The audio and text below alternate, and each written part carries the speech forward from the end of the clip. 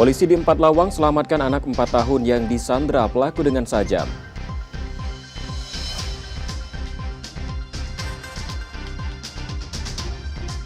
Koridor transmusi berkurang tahun 2025, dampak pengurangan subsidi dari Kemenhub.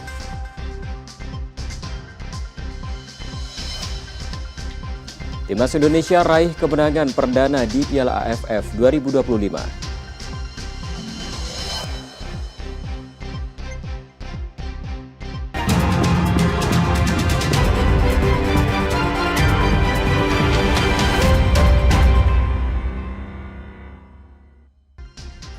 Selamat pagi saudara, apa kabar Anda hari ini? Seperti biasa kami akan membuka hari Anda dengan sejumlah informasi dari wilayah Sumatera Selatan dan daerah lain di Sumatera bagian selatan.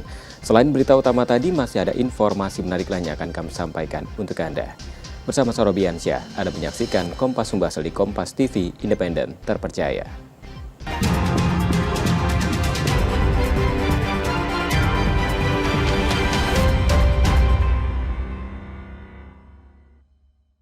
Kita awal informasi pertama, saudara. Seorang anak berusia 4 tahun disandra seorang pelaku kejahatan kambuhan di sebuah pondok kebun sawit Kabupaten Empat Lawang, Sumatera Selatan. Upaya penyelamatan korban berlangsung dramatis selama 2 jam dengan negosiasi alot yang dilakukan polisi. Mundur. Dulu, tidak mundur, Pak. Mundur. Nah, itu Kakak keluar dulu, Kak. Dalam sebuah video, tampak seorang pria duduk merangkul bocah 4 tahun sambil memegang senjata tajam. Aksi ini terjadi di sebuah pondok kebun sawit di Desa Tabakebon, Kecamatan Saling, Kabupaten Empat Lawang, Sumatera Selatan. Upaya penyelamatan yang dilakukan polisi setempat berlangsung dramatis. Setelah hampir 1 jam negosiasi, polisi terpaksa memberikan tindakan tegas terukur karena pelaku melawan dan mengancam akan melukai korban. Korban berhasil diselamatkan dan pelaku menyerah. Pelaku yang sempat ingin diamuk warga diketahui bernama Jeffrey Ade Putra, seorang penjahat kambuhan yang baru saja bebas dari penjara sebulan lalu. Kasat Reskrim Polres Empat Lawang menjelaskan motif penyanderaan diduga karena pelaku kesal dengan orang tua korban yang menolak permintaannya untuk diantar ke Palembang. Meskipun pelaku dan keluarga korban tidak saling mengenal, pelaku berasal dari Provinsi Jambi. Korban ini akan pulang ke Marupit. Mungkin nggak ada biaya, minta kepada orang tua korban menyiapkan mobil untuk tersangka pulang ke Marupit, Walatara. Jadi waktu itu anggota sudah mengadakan negosiasi sampai 1 jam sangat alot, 2 jam sangat alot, dan saat pelaku lengah menjauhkan pisau dari leher korban. Saat itulah disergap sama anggota dan dilakukan penangkapan. Pelaku kini masih diperiksa dan ditahan di Polres Empat Lawang dan terancam hukuman 8 tahun penjara. Sementara kondisi korban berangsur mulai membaik dari traumanya. Reski Oktora, Muklas Diferensial, Kompas TV, Palembang, Sumatera Selatan. Sementara itu, saudara, seorang pria diduga ODGJ membuat heboh warga Sukajaya, Palembang dengan memanjat tower. Setelah 2 jam berada di atas, pria tersebut akhirnya turun setelah dibujuk personil Basarnas. Ngerinya. Warga Jalan S. Suparman, Kelurahan Sukajaya, Kecamatan Sukarami, Palembang, dihebohkan oleh aksi seorang pria yang memanjat tower seluler pada Senin 9 Desember 2024 siang. Warga lalu menghubungi Basarnas Palembang untuk mengevakuasi pria yang diduga mengalami gangguan jiwa tersebut. Setelah 2 jam di atas tower, pria tersebut akhirnya turun setelah dibujuk dan dibawa ke Polsek Sukarami. Kapolsek Sukarami Palembang mengungkapkan pria tersebut diketahui bernama Aswandi, warga Babatoman, Kabupaten Musi Banyu Asin. Aksi Aswandi sempat menjadi perhatian banyak warga yang merekamnya dan kemudian viral di media sosial setelah diunggah oleh salah satu akun Instagram. Warga ini mau turun. Jadi setelah turun akhirnya kita tahu identitasnya adalah bernama Pak Wandi yang asalnya dari Banyuasin. Untuk alasan naik tower tadi sudah kita tanyakan, sepertinya orangnya masih agak linglung atau ada bingung dan sebagainya, kita tidak tahu. Makanya kami langsung berkoordinasi dengan Dinas Sosial, nanti Dinas Sosial yang akan menindaklanjuti ke depannya. Pria itu akhirnya diserahkan pada Dinas Sosial untuk penanganan lebih lanjut. Reski Oktora, Muklas Diferensial, Kompas TV, Palembang, Sumatera Selatan. Saudara, Transmusi Palembang akan mengurangi jumlah koridor pada 2025 dari 5 menjadi hanya 2 koridor. Langkah ini diambil akibat pengurangan subsidi dari Kementerian Perhubungan.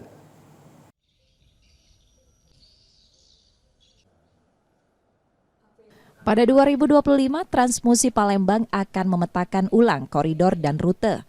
Perubahan ini akan membuat koridor dan rute yang ada di 2025 berbeda dengan yang berlaku di 2024. PT TMJP selaku pengelola menyebutkan satu koridor yang akan beroperasi pada 2025 sudah dipastikan dengan pembiayaan dari Pemkot Palembang. Sementara itu, jumlah koridor yang disubsidi oleh Kementerian Perhubungan masih dalam tahap perencanaan dan bisa berubah. Kementerian Perhubungan mengurangi subsidi untuk mendorong kemandirian pemerintah daerah dalam mengoperasikan BTS. Untuk pro dan kontra pasti ada pro dan kontra lah, karena hal yang baru kan. Karena mungkin di koridor-koridor lama masyarakat sudah merasa terlayani, dan ini kan mungkin di koridor baru juga masyarakat baru lagi yang terlayani. Tapi dari koridor yang lama itu ada satu koridor existing yang kemungkinan besar masih tetap dipakai di koridor di tahun 2025. Untuk kepastian sendiri belum ada kepastian, Mbak? Belum ada kepastian, yang pasti di tahun 2020. Harapan kita sih tetap pelayanan transportasi untuk masyarakat Kota Palembang harus tetap dijalani dengan baik, walaupun nanti berubah koridor, dan harapannya masyarakat itu tetap harus menggunakan kendaraan umum, kembali ke kendaraan umum. Warga berharap perubahan koridor dan rute tidak akan menyulitkan mereka dalam mencari transportasi. Pasti bakalan berubah kan, tapi selagi perubahan rutenya itu tuh masih sesuai dengan yang rute sebelumnya tuh ya gak apa-apa sih, selagi tidak banyak perubahannya tuh. Jadi nggak terlalu pengaruh, Pak, yang penting rutenya jelas, Pak, ya? Iya. Adapun banyak pun sangat bahagia. Ini pun dikurangi, jadi membuat kami terhambat, dan untuk rutenya juga mungkin kan agak ribet ya kayak untuk perjalanan kami. Selain ini, sedang dilakukan survei jarak untuk menentukan rute yang akan digunakan pada 2025. Muhammad Reza, Kompas TV, Palembang, Sumatera Selatan.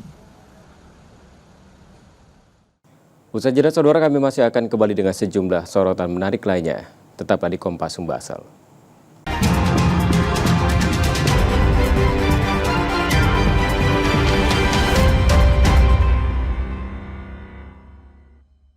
Pengusaha dan pemerintah tak terpisahkan dalam upaya peningkatan ekonomi dan kesejahteraan bangsa. Apakah ini solusi yang tepat membuat generasi muda bisa mewujudkan cita-cita mereka? Penghasilan yang tidak menentu ini pastinya kita harus ada Keduanya yang berjalan di atas rel yang sama, peningkatan ekonomi dan kesejahteraan bangsa. Ikuti diskusi inspiratif antara pelaku bisnis dan pembuat kebijakan. Business Talk setiap Selasa pukul 10 malam di Kompas TV. Semangat pagi. Perbarui informasi seputar peristiwa dari seluruh Indonesia dalam berita terkini. 2 kapal terbakar, 4 ABK berhasil selamat. Diduga sopir mengantuk sebuah truk kontainer jatuh ke lahan kosong. Jadikan pelengkap referensi untuk memulai hari. Sapa Indonesia Pagi, Senin sampai Jumat pukul 7 pagi. Live di Kompas TV.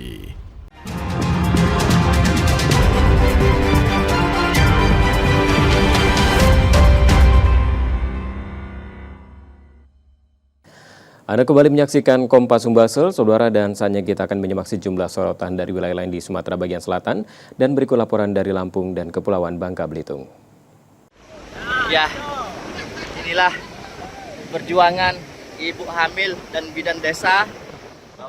Beginilah perjuangan seorang ibu hamil yang terpaksa harus ditandu oleh warga untuk mendapatkan penanganan medis di Puskesmas Induk, Kecamatan Bangkunat, Kabupaten Pesisir Barat Lampung. Lantaran minimnya fasilitas dan akses jalan, warga menandu ibu hamil tersebut menggunakan batang bambu dan kain sarung. Ironisnya, perjalanan menuju fasilitas kesehatan cukup jauh, sekitar belasan kilometer yang memakan waktu tempuh 5 jam. Perjalanan ini juga bertaruh nyawa, lantaran warga harus melewati pesisir pantai dan muara yang kondisi arusnya sedang kencang di tengah cuaca buruk yang terjadi saat ini. Kepala Puskesmas Bangkunat, Pesisir Barat Lampung mengatakan sebelumnya ibu hamil bernama Amsiah sudah mendapat penanganan oleh bidan desa. Namun proses persalinan tidak bisa dilakukan dan harus dirujuk ke puskesmas dan kembali dirujuk ke Rumah Sakit Mitra Husada Kabupaten Pringsewu yang memiliki fasilitas kesehatan yang lebih lengkap. Kasus yang ada itu adalah kasus yang tidak normal, yaitu posisi Ari-Ari tidak bisa keluar dan tidak bisa dilakukan tindakan di daerah tersebut, sehingga bidan yang bertugas di sana berkoordinasi dengan kami, dokter dan kepala puskesmas yang berada di puskesmas induk untuk merujuk pasien tersebut ke puskesmas induk. Saat ini ibu hamil Amsiah sudah mendapat penanganan medis dan kondisinya baik. Warga Waitias, Kecamatan Bangkunat, Pesisir Barat Lampung berharap kepada pemerintah untuk bisa memperhatikan secara serius kondisi minimnya akses jalan dan fasilitas kesehatan di desa mereka. Roma Afriyaidam, Kompas TV, Lampung. Suasana pilu menyelimuti prosesi pernikahan pasangan Nurholik dan Rika Amiana, warga Gisting, Kabupaten Tanggamus, Lampung. Pasalnya, usai melangsungkan prosesi akad nikah dan sungkeman kepada orang tua, mempelai wanita Rika Amiana yang sebelumnya tampak sehat dengan busana adat berwarna putih mendadak tergulai lemas. Ia pun langsung mendapat pertolongan masuk ke dalam rumah, namun sayang nyawanya tak tertolong. Pesta pernikahan yang sebelumnya dibayangkan sebagai pesta sukacita, namun mendadak menjadi suasana duka dengan tangis air mata. Dikabarkan mempelai wanita Rika Amiana memiliki riwayat penyakit jantung yang diduga menjadi penyebab kematiannya. Roma Afriyaidam, Kompas TV, Lampung.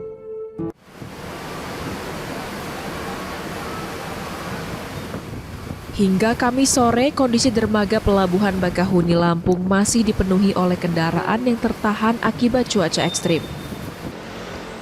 Penumpang kapal bahkan merasakan hantaman gelombang besar di tengah laut yang membuat khawatir saat perjalanan. Cuaca buruk juga menyebabkan banyak kapal kesulitan untuk sandar dan melakukan proses bongkar muat. Hal ini berdampak pada waktu tempuh perjalanan yang menjadi lebih lama dari biasanya. Kondisi ini juga memicu antrean panjang kendaraan di pelabuhan. Lumayan goyang karena anginnya kenceng kayaknya ya, jadi kerasa kayak ada nabrak gitu kapalnya. Takut karena kayak ada nabrak kayak nabrak ombak, jadi agak berbenturan ombak, kapalnya berasa goyang banget. General Manager ASDP Cabang Bakahuni menegaskan bahwa keselamatan penumpang menjadi prioritas utama. Pihaknya terus memantau kondisi cuaca dan memastikan operasional kapal dilakukan dengan hati-hati demi menghindari resiko kecelakaan. Cuaca diperkirakan akan terus berpengaruh dalam beberapa hari ke depan, sehingga penundaan operasional kapal kemungkinan masih akan terjadi. Dalam kondisi tertentu seperti kemarin, pasti kapal akan mengalami keterlambatan, terutama pada saat akan sandar, karena memang kesulitannya pada saat akan sandar di mana kapal-kapal pasti manuver sandar dan dia menunggu kapal di depannya bisa berbongkar muat dengan sempurna, dengan baik, dan setelah keluar pasti kapal di belakangnya akan mengikuti, dan ini ada sedikit keterlambatan. Jadi pengaruh dari cuaca juga memang sangat terasa. Jadi tetapi kami pastikan dengan koordinasi intens kita yang baik dengan KSOP dan seluruh jajaran yang terkait, insya Allah kita masih bisa memberikan pelayanan yang baik juga. Pihak ASDP meminta warga yang akan menggunakan jasa transportasi laut untuk memilih jadwal penyeberangan pada pagi dan siang demi menghindari cuaca ekstrim. Tuku Khalid Syah, Kompas TV, Lampung Selatan, Lampung. Usai melakukan sujud syukur dan mengklaim kemenangan atas calon tunggal pemilihan Wawako Pangkal Pinang, relawan Kota Kosong Pangkal Pinang merayakan kemenangan mereka dengan cukur rambut bersama sebagai bentuk rasa syukur dan solidaritas. Kegiatan yang dihadiri oleh ratusan relawan dan pendukung ini terlihat dalam suasana penuh kegembiraan. Mereka melakukan cukur rambut secara bergantian sebagai simbol pembersihan dan pembaruan setelah proses pemilihan yang penuh tantangan. Kami memang sudah berniat dan bernazar dari jauh sebelum kotak Rusmah Aspirasi ini terbentuk. Kami membentuk simpul relawan namanya Botak. Jadi Botak itu adalah barisan oposisi Kota Kosong. Ya, dan kami sudah bernazar apabila memang Kota Kosong ini menang pada pilkada di Kota Bangka Pinang, maka kami akan botak bersama. Itu memang niat dari awal. Dan alhamdulillah semalam penghitungan kita sudah sampai semua C1 100% dikelola oleh media center kita di Rumah Aspirasi Kota Kosong. Kita menang di angka 57% dan hari ini kami membayar nazar untuk sebagai bentuk tanda syukur dan terima kasih kami atas kemenangan kita bersama, kemenangan Kota Kosong, rakyat Pangkal Pinang berdaulat. Kegiatan cukur rambut bersama ini bukan hanya sekedar merayakan kemenangan, tetapi juga sebagai ajakan untuk seluruh masyarakat agar berpartisipasi aktif dalam proses demokrasi dan pembangunan daerah. Nanda Ardiansa, Kompas TV, Pangkal Pinang, Kepulauan Bangka Belitung. Demikian tadi saudara sejumlah sorotan dari Lampung dan Kepulauan Bangka Belitung, dan sejenak kami masih akan hadirkan sejumlah informasi menarik lainnya. Tetaplah di Kompas Sumbaksel.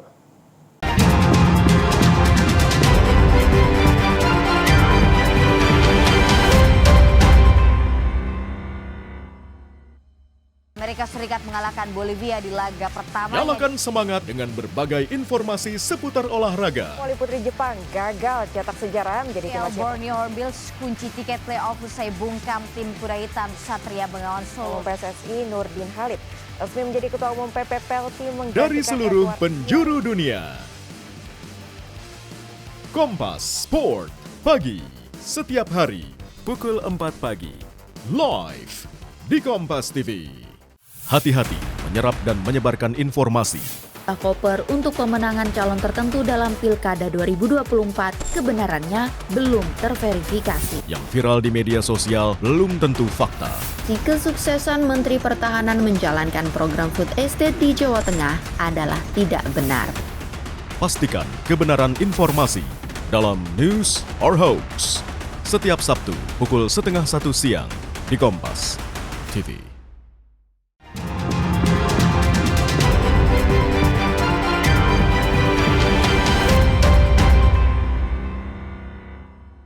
Anda masih menyaksikan Kompas Sumbaksel, saudara, dan selanjutnya kita akan menyimak sejumlah informasi dari Bengkulu dan Jambi. Berikut laporan selengkapnya.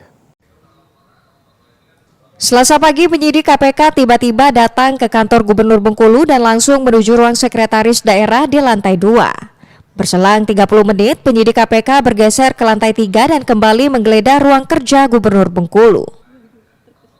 Di ruang kerja Gubernur, setidaknya penggeledahan berlangsung lebih dari 3 jam.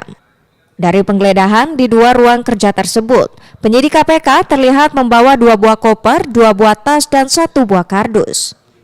Pelaksana tugas Gubernur Bengkulu Rosjonsyah mengatakan, penggeledahan yang dilakukan penyidik KPK masih terkait dengan peristiwa tangkap tangan pemerasan dan gratifikasi Gubernur Bengkulu nonaktif Rohidin Mersyah. Ya, itu tugas KPK. Ya, penggeledahan itu tugas KPK. Ada 2 ruangan untuk penggeledahan. Saya tidak tahu, tadi yang saya segel aja yang digeledah. Uang belum ada segel ya? Hah? Uang belum ada segel ya? Iya, umum juga. Ya itu memang jadi keharusan, ya harus kooperatif, ya dalam rangka mungkin ya dia saksi gitu ya. Itu lumrah saja itu dipanggil namanya pihak itu ya tidak KPK tidak ya penegak hukum pasti begitu semuanya. Sesuai SOP masing-masing. Sebelumnya 2 ruang kerja gubernur dan sekretaris daerah tersebut sudah disegel KPK. Tak lama setelah Gubernur Bengkulu Rohidin Mersyah, sekretaris daerah Isnan Fajri, serta seorang ajudan gubernur bernama Efriansyah alias Anca terjaring OTT KPK 23 November lalu. Bayazir Al-Rehan, Kompas TV Bengkulu. Rekaman video ini memperlihatkan sejumlah kerbau milik peternak di Kelurahan Kandang, Kota Bengkulu mati saat sedang dilepas liarkan oleh peternaknya. Kondisi ini bahkan sempat membuat panik peternak karena tanpa ada gejala, kerbau mereka ditemukan sudah terbaring dengan kondisi kaku. Dinas Peternakan dan Kesehatan Hewan Provinsi Bengkulu menyebut dari pemeriksaan awal yang dilakukan petugas, kerbau tersebut diduga mati karena terserang penyakit ngorok. Hal ini berdasarkan dari ciri-ciri fisik kerbau yang diperiksa sehingga kejadian ini merupakan kasus pertama penyakit ngorok yang terjadi di Kota Bengkulu. Guna mencegah bertambahnya kasus, masyarakat diminta segera melaporkan jika terdapat ciri-ciri fisik hewan ternak yang mengidap penyakit ngorok, agar penanganan bisa dilakukan petugas. Itu memang dari penyakit SI atau ngorok ya, dan itu sesuai dengan apa yang disampaikan oleh petugas dari Kota Bengkulu. Dan itu memang untuk kondisi kerbau ya di daerah Pulau Baik kan memang termasuk yang daerah yang cukup banyak kerbau di Kota Bengkulu, dan sebagaimana kita ketahui sebelum-sebelumnya di daerah Bengkulu Selatan dan Kaur terjadi kejadian yang sama ya. Sebelumnya kasus penyakit ngorok telah terjadi di 4 wilayah, yakni Kabupaten Bengkulu Selatan, Bengkulu Utara, Kaur, dan Kepahyang. Tercatat ada sebanyak 10.637 sapi dan kerbau yang beresiko terserang penyakit ngorok. Bayazir Al-Raihan, Kompas TV Bengkulu. Aksi pencurian walet di Desa Panerokan, Kecamatan Bajubang, Kabupaten Batanghari sudah meresahkan warga.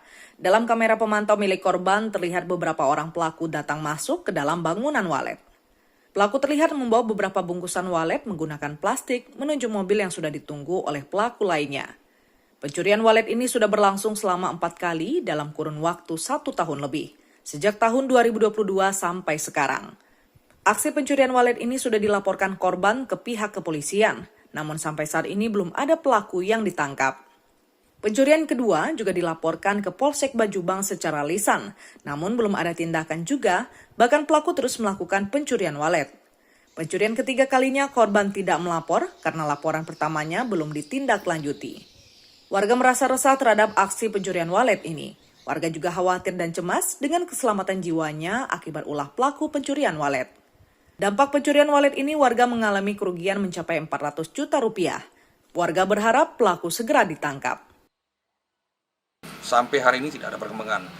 Nah saat ini, baru beberapa minggu ini, kejadian lagi, kebobolan lagi yang keempat kali. Nah yang pembobolan keempat kali saya melapor ke Polsek Bajubang dengan membawa laporan resmi. Aneh saja, kenapa kok seolah-olah masyarakat yang kerampokan merasa tidak tenang, tidak nyaman, merasa terancam kok dibiarkan saja gitu. Korban berharap polisi segera memberikan kenyamanan kepada masyarakat agar kasus ini tidak terulang lagi, sehingga warga nyaman dan merasa tenang dalam berusaha. Jumadi, Kompas TV Jambi. Tingginya intensitas curah hujan yang mengguyur kota Jambi membuat debit air Sungai Batanghari meluap hingga masuk ke pemukiman rumah warga di Kelurahan Tatuliaman, seberang kota Jambi, yang mengakibatkan puluhan rumah warga terendam banjir. Banjir di kawasan tersebut sudah terjadi sejak sepekan lalu, diperkirakan banjir akan terus meningkat karena intensitas hujan yang semakin tinggi. Akibat banjir tersebut, aktivitas sehari-hari warga mulai terganggu, bahkan masyarakat menggunakan perahu untuk beraktivitas sehari-hari. Yang kayak sayuran habis makan tanaman. Habis semua Bang? Habis semua. Kalau bantuan belum ada berarti sekarang? Bantuan belum ada. Biasanya ada Bang kalau banjirnya? Biasanya kalau banjir besar ada. Ada ya. Kalau ini baru 3 hari ya? Kalau ini baru 3 hari. Dari mana Bang air ini Bang? Airnya dari Batanghari. Biasanya pemerintah tuh kalau turun tuh air lah agak dalam. Ini kan masih di pekarangan Bang ya? Masih pekarangan lah. Oke, syukurnya rumah kita panggung kalau di sini Bang. Alhamdulillah itu panggung kalau seberangnya. Warga berharap pemerintah dapat memberikan perhatian terhadap warga yang terdampak banjir, sehingga dapat meringankan beban. Beberapa daerah yang berada di aliran Sungai Batanghari langganan banjir dan dihimbau untuk waspada dan siaga apabila terjadi banjir besar. Ratnasari, Kompas TV Jambi. Demikian saudara sejumlah sorotan dari wilayah lain di Sumatera bagian selatan, dan selanjutnya kami masih akan hadirkan sejumlah sorotan menarik lainnya. Tetaplah di Kompas Sumba Asal.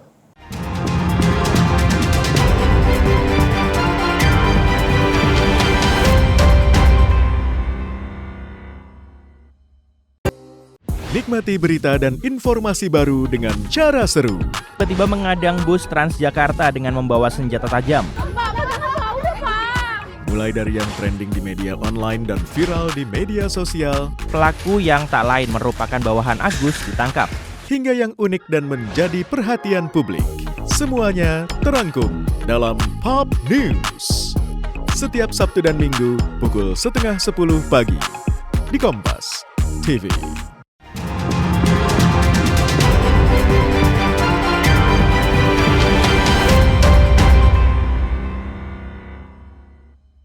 Anda kembali menyaksikan Kompas Membahas. Saudara, seorang ibu rumah tangga kehilangan mobil sedan miliknya yang masih dalam status kredit. Mobil tersebut diduga telah dijual teman yang bekerja di tempat jual beli mobil bekas. Tanda tangan korban dipalsukan terlapor untuk mendapatkan surat BPKB dari leasing tempat korban menyicil mobil.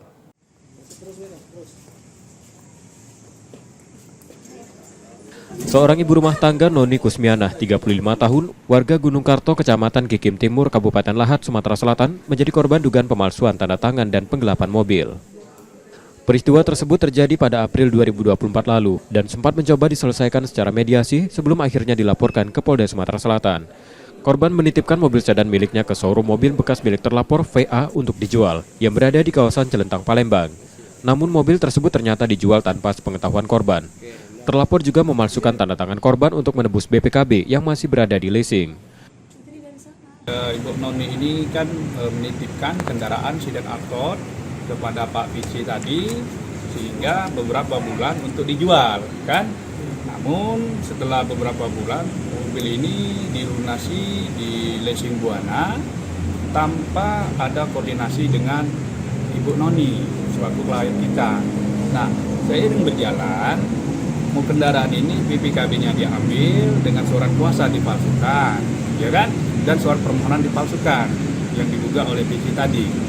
Nah, jadi setelah itu mobil pun tidak tahu keberadaannya sampai saat ini. Apakah dijual atau dipakai atau digadaikan kembali. Nah, ini yang menjadi keberadaan mobil ini yang diduga sudah digelapkan oleh Pak Vici tadi. Akibat kejadian ini, korban mengalami kerugian 200 juta rupiah dan kasusnya saat ini dalam penanganan polisi di Polda Sumatera Selatan. Reski Oktora, Muklas Diferensial, Kompas TV, Palembang, Sumatera Selatan.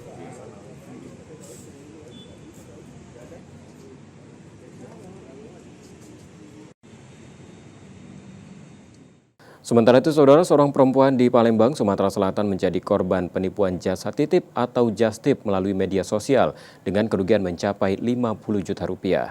Korban melaporkan kejadian tersebut ke polisi.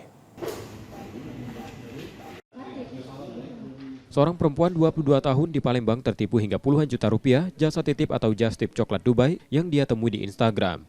Menurut keterangan korban, ia tertarik membeli coklat tersebut dengan harga 1 juta rupiah karena dijanjikan refund atau pengembalian dana. Namun kode refund yang diberikan terlapor gagal berfungsi. Terlapor kemudian berpura-pura untuk membantu dengan meminta korban menambah uang untuk proses refund. Korban akhirnya mentransfer uang secara bertahap hingga total mencapai 50 juta rupiah. Ia baru menyadari telah ditipu setelah uangnya terkuras. Semoga bisa balik duit itu, kalaupun juga tidak bisa full juga setengahnya. Kalaupun juga tidak bisa baliknya sama sekali, yo. Semoga dapat jelas sih pelakunya. Pelakunya bisa ditangkap ya. Banyak yang laku tipu ya? Lah banyak dan ternyata kalau pas diselidiki lah banyaknya. Sudah banyak. Tuh. Pas diselidiki. Iya, pas setelah sudah tertipu tadi pas diselidiki banyak dan ternyata yang laku tipu. Kini laporan sudah diterima Polrestabes Palembang untuk penanganannya. Yudi Kiswanto, Kompas TV, Palembang, Sumatera Selatan. Saudara, pemerintah Provinsi Sumatera Selatan memastikan upah minimum provinsi akan naik 6,5% tahun 2025. Kenaikan UMP akan mulai diterapkan pada 1 Januari 2025. Pemerintah Provinsi Sumatera Selatan memastikan upah minimum provinsi 2025 akan naik 6,5% sesuai peraturan Menteri Ketenagakerjaan. Pada 2024, UMP Sumsel sebesar Rp3.456.874 dengan kenaikan 6,5% atau Rp224.696. UMP Sumsel diperkirakan mencapai Rp3.681.570 pada 2025. Dinas Tenaga Kerja dan Transmigrasi Sumsel mengungkapkan bahwa kenaikan ini telah melalui perhitungan dan rapat bersama Dewan Pengupahan serta pihak terkait. Itu hasil rapatnya yang... Oh iya, sudah ke Dewan Pengupahan, sudah kalau. Kalau yang tidak sepakat, kita abaikan, tetap jalan. Kenaikan UMP ini akan mulai diterapkan pada 1 Januari 2025 dan tertuang dalam Peraturan Menteri Ketenagakerjaan Nomor 16 Tahun 2024. Nur Muhammad, Kompas TV, Palembang, Sumatera Selatan.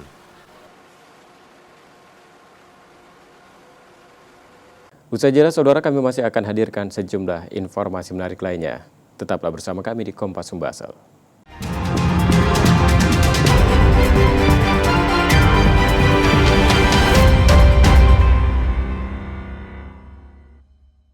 Di balik setiap kejadian, selalu ada fakta penting yang seringkali luput dari perhatian.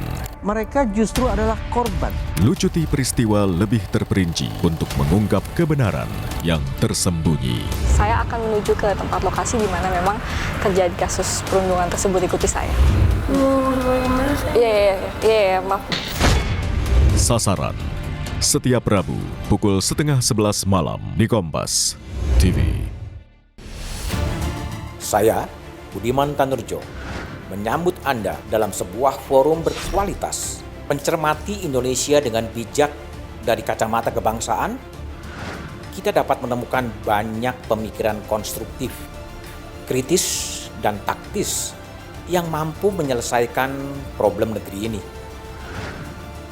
Satu meja The Forum live di Kompas TV.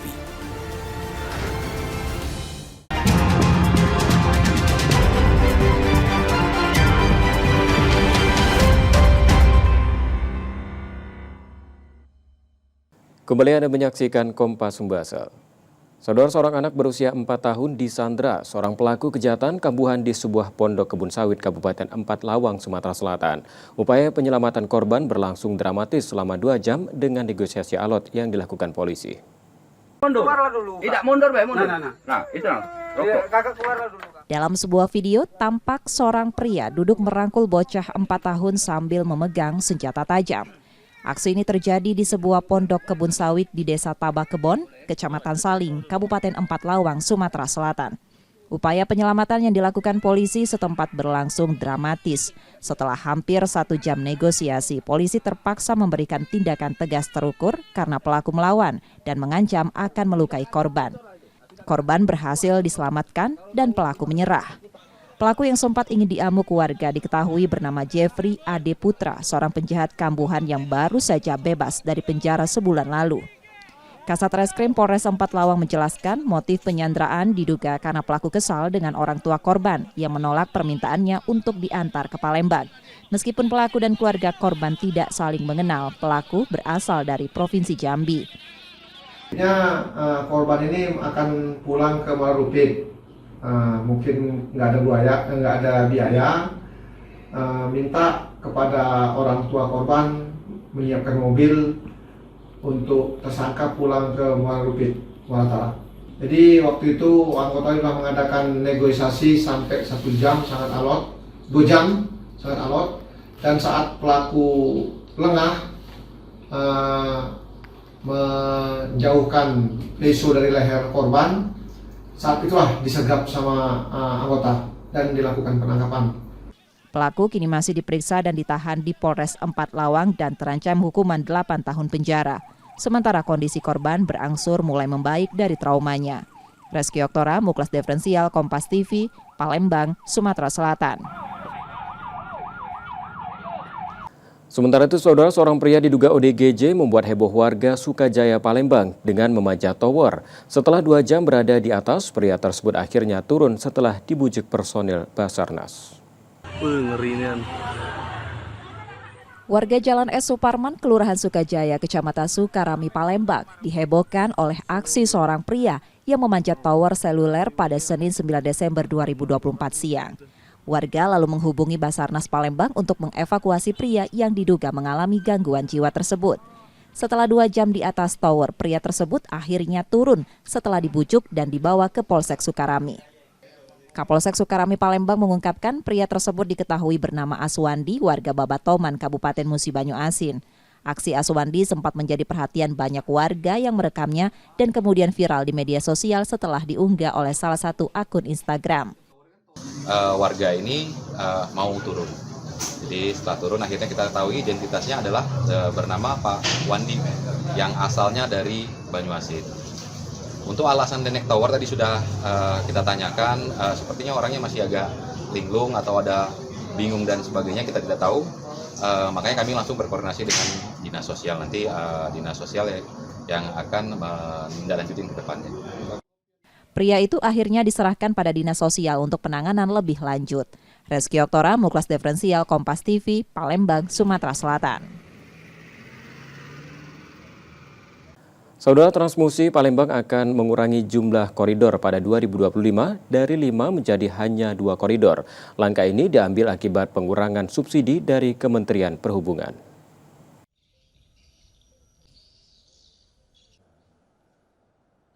Pada 2025, Transmusi Palembang akan memetakan ulang koridor dan rute.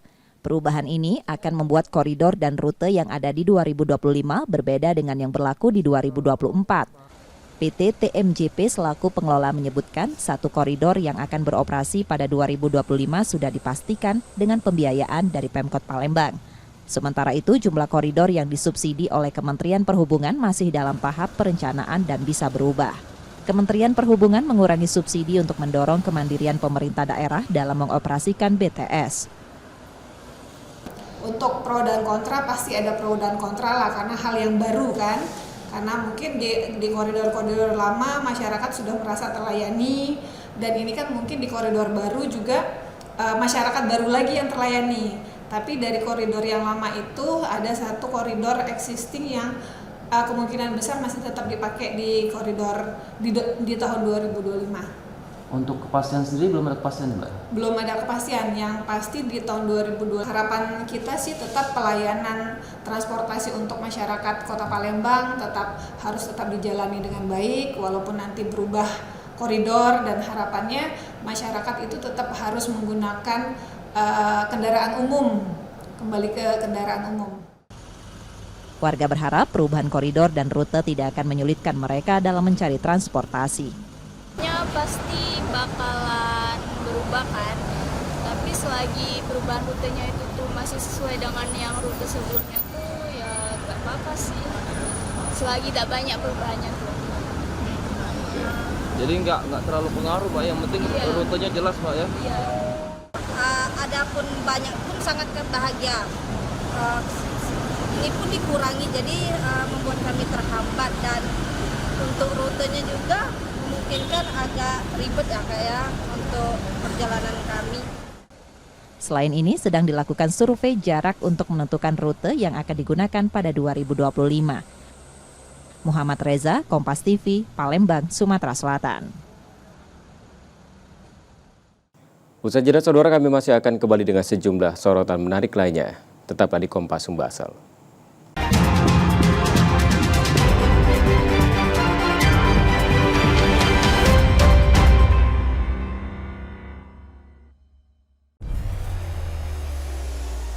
Mencari tahu, mendengarkan lebih utuh dan mendalam, mempertanyakan rasa keadilan. Saya mau minta klarifikasi. Klarifikasi. Ini tanggung jawab. Bapak malu nggak sih? Apakah saya dengar permintaan maaf yang benarkah backingnya para jenderal orang-orang korban? Kita mengingatkan penguasa, menghibur yang papa. Rosi. Menemani ruang informasi Anda, Kilas Kompas kembali hadir dengan sejumlah informasi yang terjadi sepanjang hari ini. Dapatkan rangkuman berita khas Kompas TV yang kami sampaikan secara singkat. 2 kelompok remaja terlibat tawuran di area pemakaman. Padat.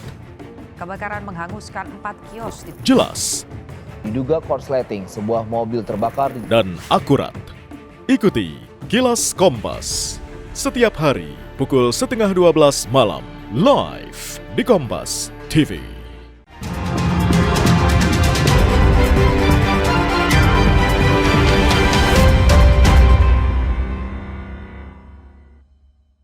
Anda masih menyaksikan Kompas Sumbasel. Saudara, 2 korban banjir yang terjebak di atap rumah berhasil diselamatkan TNI AL. Proses penyelamatan berlangsung dramatis karena petugas dan korban harus berjuang melawan arus banjir yang deras. Hal itu tergambar dari simulasi latihan yang dilakukan TNI AL dalam kesiapsiagaan bencana hidrometeorologi.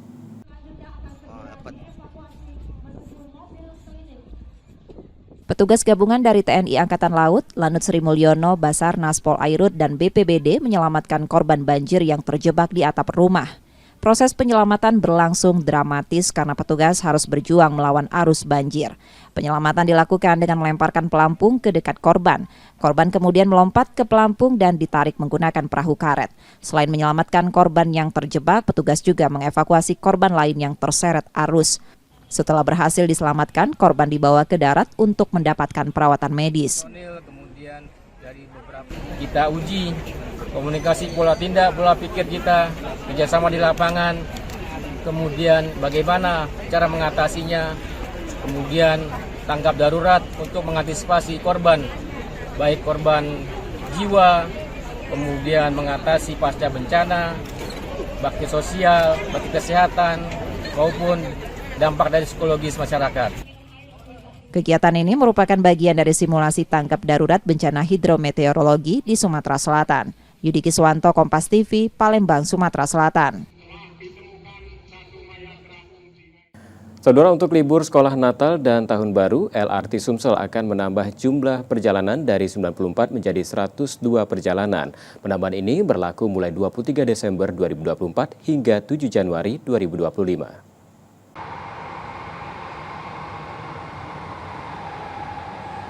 Balai Pengelola Kereta Api Ringan Sumatera Selatan akan menambah jumlah perjalanan dari 94 menjadi 102 perjalanan saat libur sekolah, Natal, dan Tahun Baru, karena berdasarkan pengalaman tahun sebelumnya selama liburan jumlah penumpang meningkat. Penambahan perjalanan, waktu tunggu penumpang yang semula 18 menit menjadi 9 menit. Operasional LRT akan dimulai pada pukul 5.05 hingga 20.43 waktu Indonesia Barat. Meski ada lonjakan penumpang, tarif tetap sama, yakni Rp5.000 untuk perjalanan antar stasiun selain bandara dan Rp10.000 untuk rute bandara. Kini LRT Sumsel sudah menjadi transportasi harian warga di Palembang dengan penumpang di hari biasa mencapai 12.000, sementara akhir pekan 14.000. Selama liburan, jumlah penumpang bisa melonjak hingga 417.000 sampai 450.000 penumpang.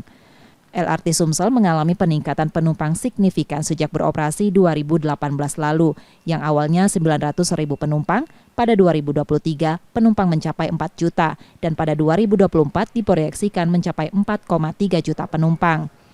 Pada 2025 dengan penambahan koridor feeder, jumlah penumpang diperkirakan mencapai 5 juta. Nah, khusus untuk di angkutan Nataru tahun ini, kita akan memberikan pelayanan tambahan. Jadi kalau biasanya kami mengoperasikan 94 perjalanan dalam satu hari, untuk angkutan Nataru dari periode 23 sampai dengan 23 Desember sampai dengan 7 Januari kita ada penambahan pelayanan. Jadi menjadi 102. Ini harapannya di samping armadanya bertambah, kapasitas bertambah, waktu tunggunya juga semakin singkat. Selama ini kan kita laksanakan dengan 94 perjalanan per hari, waktu tempuhnya 47, waktu tunggunya jarak antar keretanya itu 18 menit.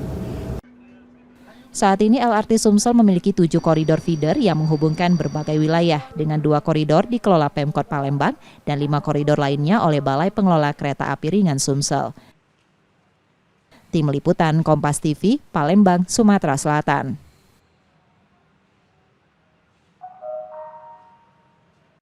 Beralih ke informasi olahraga, saudara, supporter klub Persis Solo memboikot pertandingan kandang di Stadion Manahan saat melawan Barito Putra. Mereka justru menggelar aksi di luar stadion, berbagai bentuk kekecewaan terhadap manajemen klub yang dinilai salah langkah. Pertandingan di Stadion Manahan Solo, Jawa Tengah Selasa malam hanya disaksikan segelintir orang. Padahal jika Persis Solo main di kandang, biasanya belasan ribu supporter datang untuk mendukung. Kali ini para supporter dari berbagai elemen justru menggelar aksi di luar stadion. Ini merupakan kekecewaan supporter terhadap kinerja manajemen klub di tengah kian terpuruknya Persis di Liga 1. Para supporter memiliki tuntutan agar klub melepas 3 nama, yaitu Direktur Bisnis Arizal Perdana Putra, Manajer Hairul Basalamah, dan caretaker Yogi Nugraha. Supporter bukan ladang bisnis, kita juga butuh kemenangan. Harapan kami bagi bapak-bapak, Pak Abud, Pak Rizal, dan Pak Yogi, kalau kalian tidak cinta seperti Persis, mending angkat kaki. Manajemen melalui salah satu direktur akhirnya menemui para supporter. Kepada supporter, manajemen mengaku ada 2 di antara nama yang dituntut untuk tidak bersama klub lagi. Ketiga nama dinilai menjadi pihak yang paling berperan dalam terpuruknya Persis di Liga 1. Mereka disebut tak memiliki loyalitas dan hanya memikirkan bisnis semata. Widi Nugroho, Kompas TV Solo, Jawa Tengah. Usai jeda saudara, sejumlah informasi menarik lainnya masih akan kami hadirkan. Tetaplah bersama kami di Kompas Sumbasel.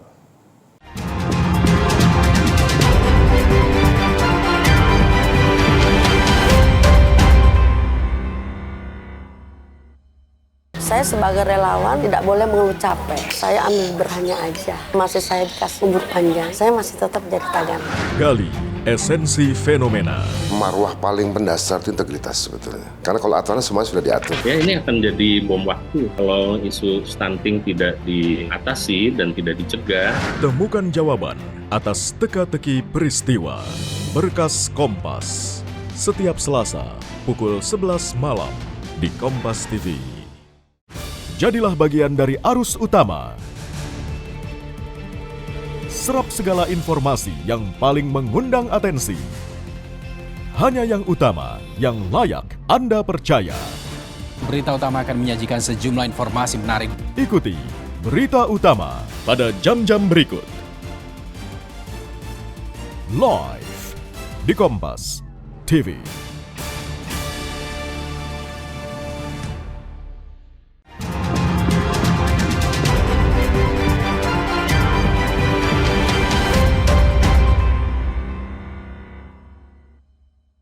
Anda kembali menyaksikan Kompas Sumbasel, saudara, dan masih dari informasi olahraga. Timnas Indonesia harus bersusah payah untuk meraih kemenangan saat menghadapi Myanmar di laga perdana Grup B.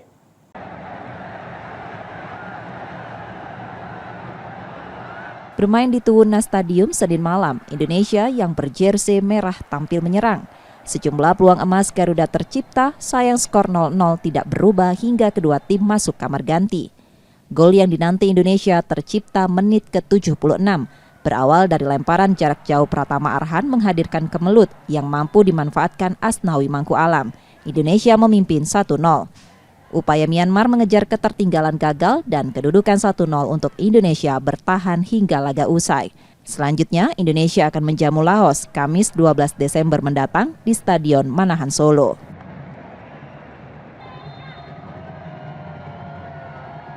Sementara itu di laga grup B lainnya, kemenangan besar diraih Vietnam saat bertandang ke kandang Laos. Menang 4-1, Vietnam pimpin sementara grup B. Laos menjamu Vietnam pada laga perdana grup B Piala AFF 2024 atau Asian Championship di Stadion Nasional Senin malam. Sejak awal laga berjalan ketat sehingga babak pertama berakhir tanpa gol. Vietnam memecah kebuntuan menit ke-58 berkat tendangan spektakuler Nguyen Hai Long. 5 menit berselang, keunggulan tim tamu bertambah lewat aksi Nguyen Tien Linh. Pemain pengganti Nguyen Van Toan menambah derita Laos setelah berhasil mencetak gol ketiga The Golden Star Warrior. Vietnam terus menjauh berkat gol Nguyen Van Vinh yang berhasil memaksimalkan kemelut di depan gawang menit ke-83. Laos hanya bisa mencetak gol hiburan di masa injury time lewat gol penalti Buon Pachan Bon Kong. Skor akhir Vietnam 4, Laos 1. Hasil ini bawa Vietnam pimpin grup B dengan 3 poin, unggul selisih gol atas Indonesia.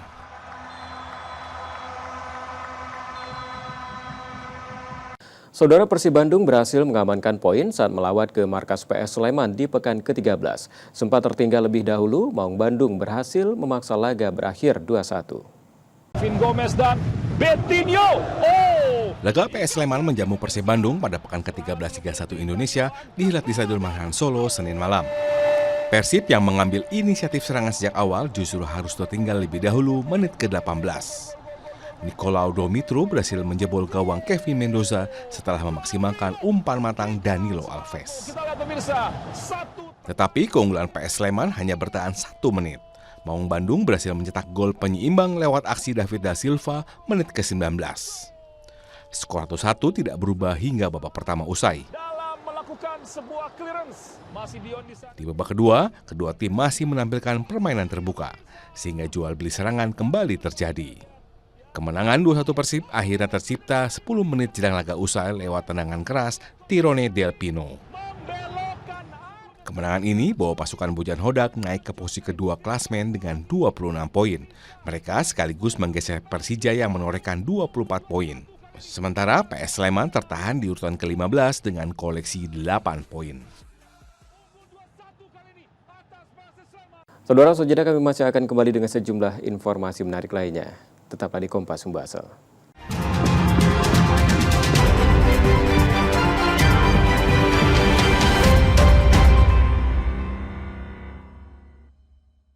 Sabtu dan Minggu, waktunya Anda mengejar berita-berita terhangat yang paling menjadi perhatian publik selama sepekan. Majelis Hakim Pengadilan Negeri Andolo, Konawe Selatan menolak eksepsi kuasa hukum Supriyadi. Politik, hukum, kriminal, peristiwa dalam dan luar negeri. Informasinya kami rangkum dalam Kompas Pekan edisi kali ini. Bersama saya, Jihan Novita. Saya Mario Sarong. Kompas Sepekan, setiap Sabtu pukul 10 pagi dan Minggu pukul 5:30 sore di Kompas TV. Rehatkan diri dari belenggu rutinitas. Saya Muhammad Syahriza hadir selama 1 jam ke depan dalam program Sapa Indonesia Siang. Saudara, sejumlah domba di wilayah Xinjiang, Tiongkok rutin melakukan perawatan mandi obat. Nyalakan semangat baru dengan ragam informasi dari seluruh penjuru negeri. Salah satu kata gaul yang kerap digunakan oleh generasi muda. Sapa Indonesia Siang, Senin sampai Jumat pukul 1 siang, live di Kompas TV.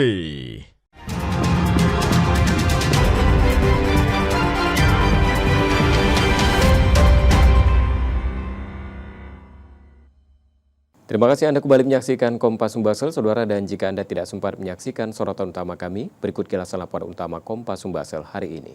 Mundur. Keluarlah dulu. Tidak mundur, Pak. Mundur.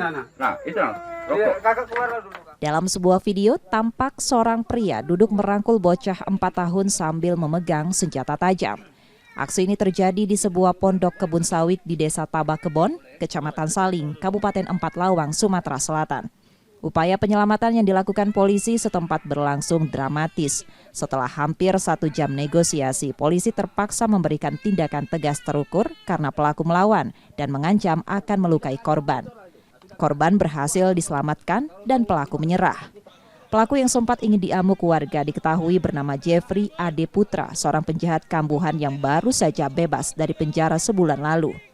Kasat Reskrim Polres Empat Lawang menjelaskan motif penyanderaan diduga karena pelaku kesal dengan orang tua korban yang menolak permintaannya untuk diantar ke Palembang. Meskipun pelaku dan keluarga korban tidak saling mengenal, pelaku berasal dari Provinsi Jambi. Korban ini akan pulang ke Mararupik, mungkin nggak ada biaya, minta kepada orang tua korban menyiapkan mobil untuk tersangka pulang ke Mararupik, Muara. Jadi waktu itu anggota telah mengadakan negosiasi sampai 1 jam sangat alot, 2 jam sangat alot, dan saat pelaku lengah menjauhkan lesu dari leher korban, saat itulah disergap sama anggota dan dilakukan penangkapan. Pelaku kini masih diperiksa dan ditahan di Polres Empat Lawang dan terancam hukuman 8 tahun penjara. Sementara kondisi korban berangsur mulai membaik dari traumanya. Reski Oktora, Muklas Diferensial, Kompas TV, Palembang, Sumatera Selatan.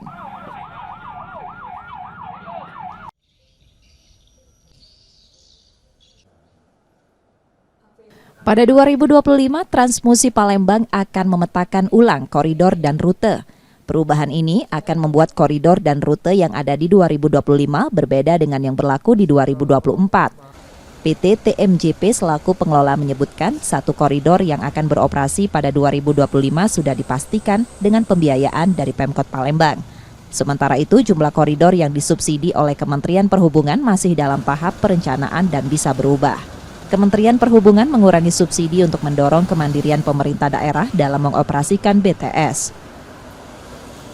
Untuk pro dan kontra pasti ada pro dan kontra lah, karena hal yang baru kan. Karena mungkin di koridor-koridor lama masyarakat sudah merasa terlayani, dan ini kan mungkin di koridor baru juga masyarakat baru lagi yang terlayani. Tapi dari koridor yang lama itu ada satu koridor existing yang kemungkinan besar masih tetap dipakai di koridor di tahun 2025. Untuk kepastian sendiri belum ada kepastian, Mbak? Belum ada kepastian, yang pasti di tahun 2020. Harapan kita sih tetap pelayanan transportasi untuk masyarakat Kota Palembang harus tetap dijalani dengan baik, walaupun nanti berubah koridor, dan harapannya masyarakat itu tetap harus menggunakan kendaraan umum, kembali ke kendaraan umum. Warga berharap perubahan koridor dan rute tidak akan menyulitkan mereka dalam mencari transportasi. Pasti bakalan berubah kan, tapi selagi perubahan rutenya itu tuh masih sesuai dengan yang rute sebelumnya tuh ya gak apa-apa sih, selagi tidak banyak perubahannya tuh. Jadi nggak terlalu pengaruh, Pak, yang penting rutenya jelas, Pak, ya? Iya. Adapun banyak pun sangat bahagia. Ini pun dikurangi, jadi membuat kami terhambat, dan untuk rutenya juga mungkin kan agak ribet ya kayak untuk perjalanan kami. Selain ini sedang dilakukan survei jarak untuk menentukan rute yang akan digunakan pada 2025. Muhammad Reza, Kompas TV, Palembang, Sumatera Selatan.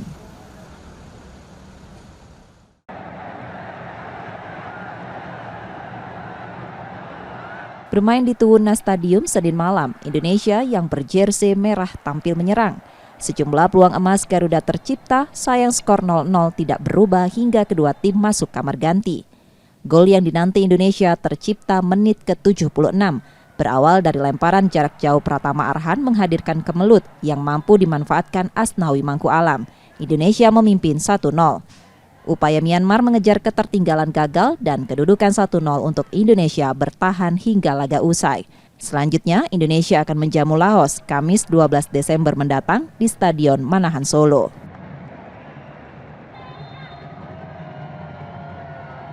Saudara, informasi tadi menjadi akhir dari Kompas Sumbu Hasil hari ini. Tetap saksikan konten lokal Kompas TV setiap hari mulai pukul 4.30 hingga 7 pagi. Dan kembali kami ingatkan bagi Anda yang ingin berbagi informasi, kritik ataupun saran, dapat mengakses media sosial kami di @KompasTV Palembang. Akhirnya, saya Robiansa pamit. Terima kasih dan tetaplah menyaksikan Kompas TV, independen, terpercaya. Sampai jumpa.